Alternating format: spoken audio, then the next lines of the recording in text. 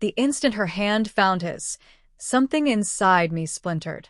It was quiet, subtle, like the faint crack of glass in sunlight. You barely notice it at first, but the damage is done. We were at the company's annual gala. Crystal chandeliers shimmered above us, live jazz filled the air, and champagne flowed like a river. A night designed for appearances, smiles more practiced than genuine, laughter louder than happiness, and love paraded like a costume. Anea looked radiant in a deep crimson gown that hugged her curves, every movement catching the light. She always commanded attention.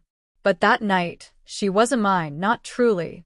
When her boss, Rishabh Mehta, the name I'd heard one too many times in passing, extended his hand for a dance, I noticed the flicker in her eyes. Hesitation, curiosity, guilt, none of it indifference. And then she smiled, that soft, practiced smile that used to be mine alone. "Go ahead," I said before she could seek my permission. My voice was calm. My heart was anything but. "It's just a dance." Relief passed over her face, and she drifted into his arms. The rhythm wasn't ours anymore. For months, I had seen the signs. Phones face down, whispered calls late at night, lipstick reapplied just before video meetings. I told myself it was paranoia. 6 years of marriage, a shared home, a life built on trust. But trust is fragile. And mine had been cracking for a while. As the band shifted to a slow, intimate number, my chest tightened. Her head rested near his shoulder. His hand lingered too long on her back. She laughed, a sound I hadn't heard for months. Somewhere across the room, her colleague Nisha noticed too. She caught my stare for a moment, a silent acknowledgement passing between us. And then an idea struck me, reckless, perhaps, but pain sharpens the mind in strange ways. I rose, walked over to Nisha, and extended my hand. "Care to dance?" Her eyes widened. "Me?" I nodded. "Yes. You." A nervous, curious smile appeared, and we stepped onto the floor. I moved close enough that Anea could see. "Petty, yes. But pain drives you to reclaim even a fraction of control." "Brave," Nisha whispered as the music began. "To stay calm while she's with him." "Calm?" I raised an eyebrow. She smiled quietly. "Fair point." We danced. Slowly at first, then letting the rhythm carry us. Nisha was a mirror for my anger, a reminder of what I had lost.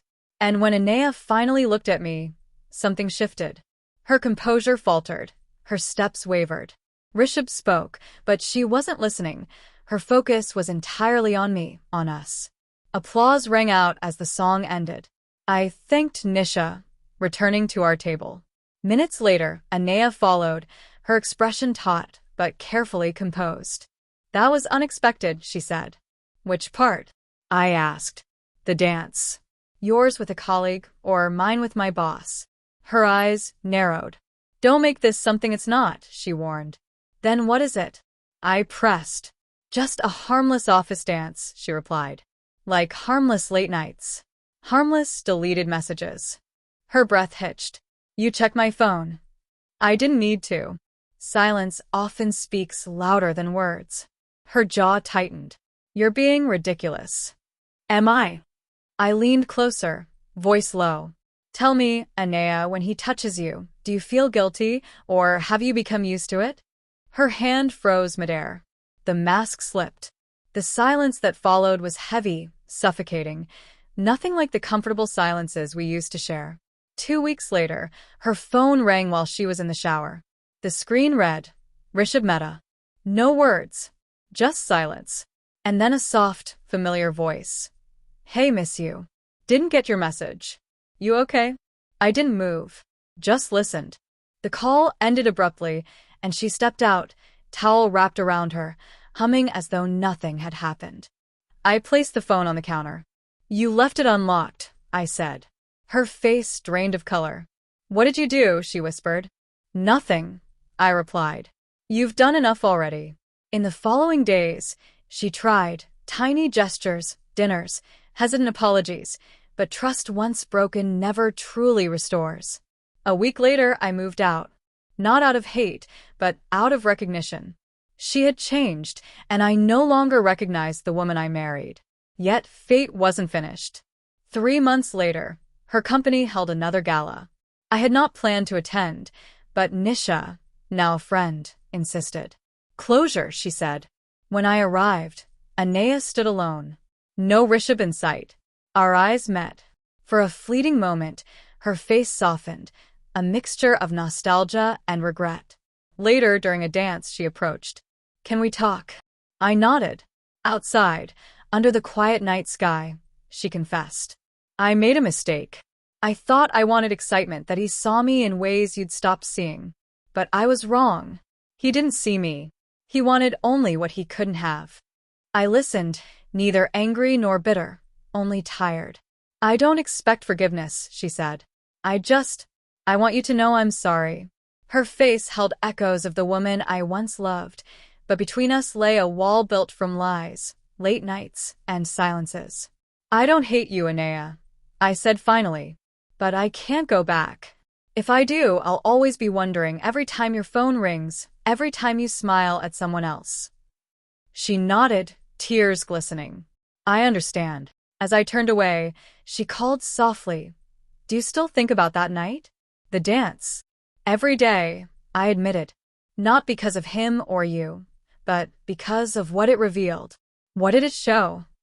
That sometimes, I said quietly, you don't lose someone in a single moment.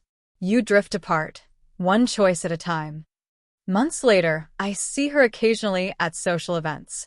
She always looks ready to speak, but the words never come. Nisha and I remain friends, and we sometimes revisit that night, the one when everything unraveled, yet everything became clear. Do you ever regret asking me to dance? She once asked. I smiled faintly. No. That dance wasn't about jealousy. It was about clarity. Clarity. Yes, I said. When you saw me with someone else, you didn't see me as your husband.